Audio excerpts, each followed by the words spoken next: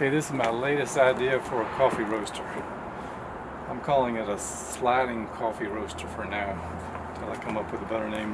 That one may stick, I don't know. I've got a plastic cage. This will be a stainless steel one.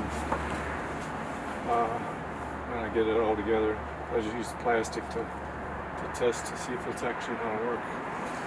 The hot air gun, just like the one on the flour sifter, it's going to move, and for this particular test case, it's going to move 150 millimeters that way, then back 150, so continually go back and forth.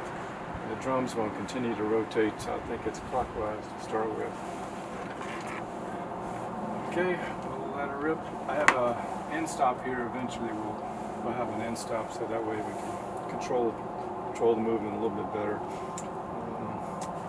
And this is I have a lot of the same motor buttons like I had on the other coffee roaster. Turn the 12 volts on first. There she goes.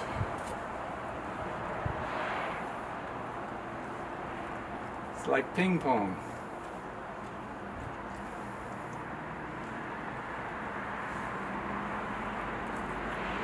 Seems like it's got a pretty good chance of working. It's just a question of whether the heat will stay even enough to heat it.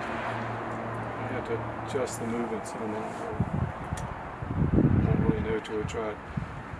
I was actually pondering doing a test case with the heat gun on with the plastic and see how, turn the heat gun down quite a bit and see if you kind of see the melting pattern of the plastic, but I don't know if I want to try that or not. It's PLA plastic, so it shouldn't be harmful, but I'll think about that. Seems to work all right.